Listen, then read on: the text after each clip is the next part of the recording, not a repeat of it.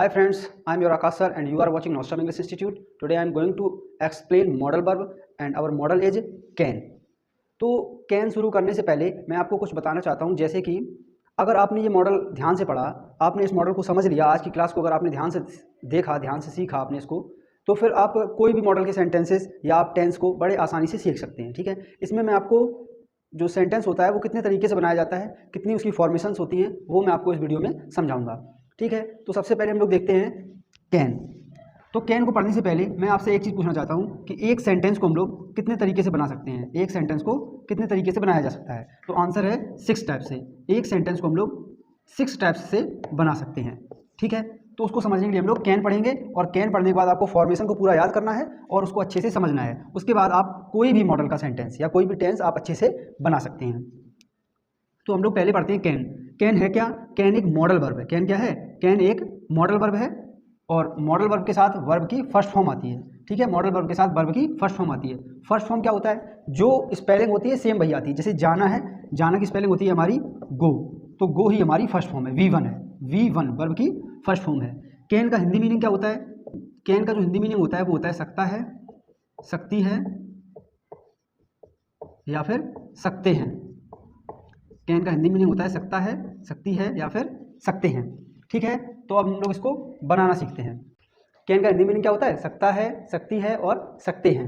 अगर किसी सेंटेंस के लास्ट में आपको मिलेगा सकता है, सकती है और सकते हैं, तो आप समझ जाएंगे वो कैन का सेंटेंस है, मॉडल कैन का सेंटेंस है। और वर्ब की उसमें कौन सी फॉर्म लगाएंगे हम लोग? वर्ब की फर्स्ट फॉर्म लगाएंगे, वर्ब की फर्स्ट फॉर्म, वर्ब की फर्स्ट फॉर्म लगाते हैं। ठीक है, वर्ब की फर्स्ट फॉर्म वही मैंने यहाँ पर लिखा है V1। अब बनाएंगे कैसे? देखो, जैसे मैंने एक सेंटेंस दिया, पहले आपको फॉर्मेशन सीखनी है। आज केवल आपको फॉर्मेशन सीखनी है, उसको रट लेना है।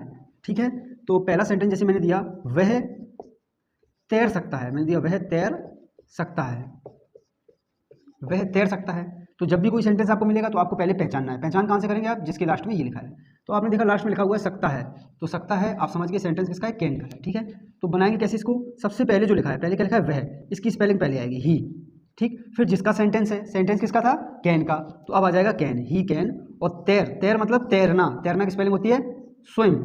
और बताया है वर्ब की कौन सी फॉर्म लगती है? फर्स्ट फॉर्म लगती है, यानी तैरना की स्पेलिंग क्या होती है? स्विम, और वही स्पेलिंग लग जाएगी। इसमें कोई ING वगैरह आपको कुछ नहीं लगाना, केवल जो स्पेलिंग होती है सेम वही लिख देनी है। इसीलिए मैं आपको पहले मॉडल पढ़ा रहा हूँ, क्योंकि टेंस में क्या होता है, कभी सेकंड फॉर्म लगती है, कभी एस और ES लगता है, कभी ING लगता है, कभी थर्ड फॉर्म लगती है। ठीक है, इसलिए वहाँ आप कन्फ्यूज हो सकते हैं। यहाँ पर आपको कन्फ्यूज बिल्कुल नहीं होना है, क्योंकि कैन एक मॉडल वर्ब है और मॉडल वर्ब के साथ हमेशा वर्ब की फर्स्ट फॉर्म आती है, यानी जो स्पेलिंग होती है सेम वही आ जाती है। तो वह तैर सकता है, इसका बनेगा ही कैन स्विम। अब अगर मैं अगला सेंटेंस बनाऊँ, मैंने अभी बताया था एक सेंटेंस को 6 टाइप से बना सकते हैं। कितने टाइप से? 6 से। तो फर्स्ट ये हो गया। सेकंड मैंने कहा वह नहीं तैर सकता है, वह नहीं तैर सकता है। तो जब नहीं लग जाए, जब नहीं लग जाए, वह नहीं तैर सकता, नेगेटिव हो जाए, तो आप नॉट कहाँ लगाएंगे? कैन के बाद में। कैन यानी जिसका भी सेंटेंस है, सेंटेंस किसका है? कैन का है। कैसे पहचाना? सकता है से, तो ही कैन नॉट स्विम बन गया, ही कैन नॉट स्विम, वह नहीं तैर सकता है। अपना अगला सेंटेंस क्या बनेगा वो हम लोग देखते हैं। अगला सेंटेंस अपना क्या बनेगा?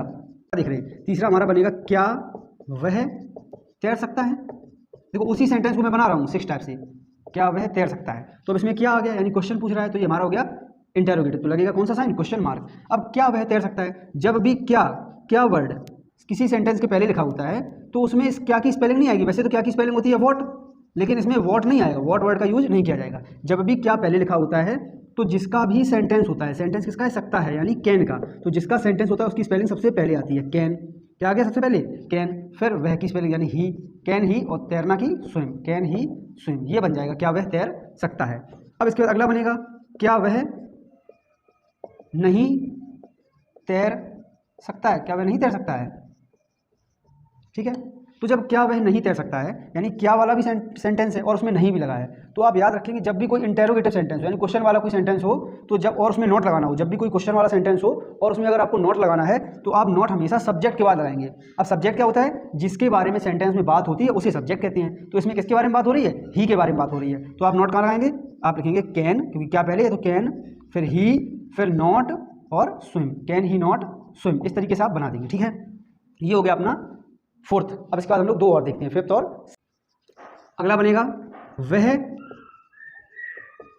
क्यों तैर सकता है। मैंने लिखा वह क्यों तैर सकता है। यकीन मानिए अगर आपने ये फॉर्मेशन याद कर ली तो आपको हिंदी बिल्कुल नहीं लिखनी पड़ेगी। आप डायरेक्ट कोई अगर आपसे हिंदी बोलेगा आप तुरंत इंग्लिश बना लेंगे, और कोई भी सेंटेंस, कोई भी टेंस हो, चाहे वो मॉडल वर्ब हो, आप आसानी से बना सकते हैं अगर आपको ये फॉर्मेशन पता है। क्योंकि मॉडल वर्ब चेंज होगी, हेल्पिंग वर्ब चेंज होगी, लेकिन फॉर्मेशन चेंज नहीं होगी। फॉर्मेशन हर सेंटेंस की वही रहेगी, ठीक है। जैसे लिखा है वह क्यों तैर सकता है, तो आप इसमें देख रहे हैं क्यों। क्यों एक क्वेश्चन वर्ड है जो सेंटेंस के बीच में लिखा हुआ है। तो जब भी कोई क्वेश्चन वर्ड सेंटेंस के बीच में लिखा हो तो उसकी स्पेलिंग सबसे पहले लिखी जाती है। तो क्यों की स्पेलिंग क्या होती है? वाई। फिर उसके बाद जिसका सेंटेंस है, सेंटेंस किसका है? सकता है, यानी कैन का है, तो उसकी स्पेलिंग आएगी वाई कैन। फिर वह की यानी ही, वाई कैन ही, और तैरना की swim, why can he swim. अब इसका भी नेगेटिव बनाना है, वह क्यों नहीं तैर सकता है। अगला बनेगा वह क्यों नहीं तैर सकता है। तो वह क्यों नहीं तैर सकता है, इसको आप बनाने के लिए क्या करेंगे? अभी मैंने बताया था इंटेरोगेटिव सेंटेंस हो और उसमें नॉट लगाना हो तो आप सब्जेक्ट के बाद लगाएंगे। सब्जेक्ट वो होता है जिसके बारे में सेंटेंस में बात होती है। तो वह क्यों नहीं तैर सकता है, तो क्यों की स्पेलिंग सबसे पहले आएगी वाई, फिर कैन, उसके बाद वह की स्पेलिंग ही, फिर not, why can he not, और तैरना की स्विम। इस तरीके से आप इसको बना लिया। तो हम लोगों ने देखा कि एक सेंटेंस को 6 तरीके से बनाया जा सकता है। अब आपको इसको कैसे याद करना है ये आप देखें, इसको कैसे आपको याद करना है। इसको आप कैसे याद करेंगे? ये एक मंत्र है, ये समझो, इसको याद करना है आपको कैसे भी करके। अब आप जो प्रैक्टिस करेंगे घर पे, सेंटेंसेस बनाएंगे अपने मन से। आपको एक सेंटेंस सोचना है कैन का कोई भी, और उसके 6 सेंटेंसेस बनाने हैं। कोई कैन का एक सेंटेंस सोचो और उसको 6 सेंटेंस आप उसके बनाइए, या तो आप लिख के बनाएं या ओरली बनाएं। जिससे क्या होगा, आपको फॉर्मेशन याद हो जाएगी और आपको प्रैक्टिस हो जाएगी फॉर्मेशन की, ठीक है। अब देखने कैसे आप बनाएंगे। आपको हिंदी नहीं लिखनी है, आप इंग्लिश से ही प्रैक्टिस करेंगे। जैसे आपने फर्स्ट लिखा दे कैन जंप, मैंने लिखा वे कूद सकते हैं, दे कैन जंप। नेक्स्ट बनेगा वे नहीं कूद सकते हैं, दे कैन नॉट जंप। उसके बाद अगला मैंने कहा क्या वे कूद सकते हैं, तो बन जाएगा कैन दे जंप।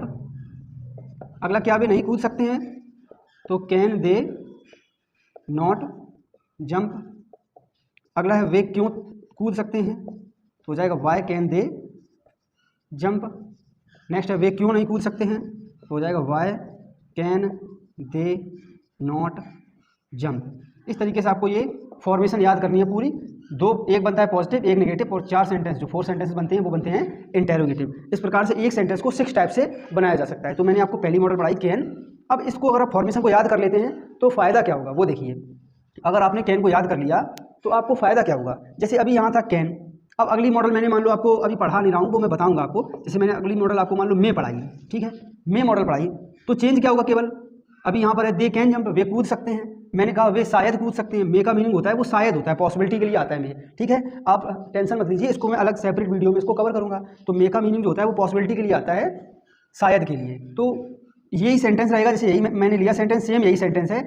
अब अगर आपको फॉर्मेशन याद हो गई है तो कैन की जगह अब इसको आपको क्या करना पड़ेगा, केवल इसकी मैंने हिंदी बता दी आपको, केवल मुझे आपको हिंदी बतानी पड़ेगी। मैंने बता दिया मे की हिंदी होती है सकता है, सकती है, सकते हैं, और इसके साथ शायद का सेंस होता है। शायद यानी कि पॉसिबिलिटी होती है, जब कम पॉसिबिलिटी होती है कोई काम। कैन कहा इसका मतलब पक्का, और अगर मे कह दिया इसका मतलब शायद।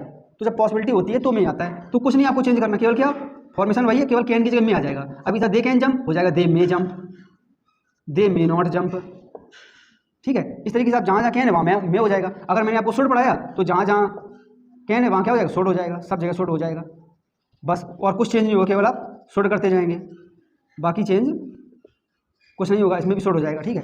अगर मैंने आपको मॉडल पढ़ाई, कोड पढ़ाई, जैसे कोड, फॉर्मेशन वही रहेगी, जहाँ जहाँ शुड है वहाँ वहाँ कोड हो जाएगा, जहाँ जहाँ शुड है वहाँ वहाँ क्या कर देंगे, कोड कर देंगे। तो आपको सीखने में क्या हो जाएगी, आसानी हो जाएगी। फिर आपको रटना नहीं पड़ेगा, केवल अगर आपको एक बार फॉर्मेशन पता है तो केवल इतना बताना पड़ेगा कि किस मॉडल की हिंदी क्या होती है। किसी भी मॉडल की आपको केवल हिंदी पता करनी पड़ेगी। अगर आपको हिंदी पता चल गई, उसका मीनिंग पता चल गया, तो आप तुरंत से उसका सेंटेंस बना देंगे, ठीक है। तो आज की वीडियो में इतना ही। आशा करता हूँ आपको वीडियो पसंद आया होगा। अगर आपको ये वीडियो पसंद आया है तो आप इसको अपने फ्रेंड्स के साथ शेयर करें और चैनल को सब्सक्राइब करें। मिलते हैं कल फिर नए वीडियो के साथ। Good bye.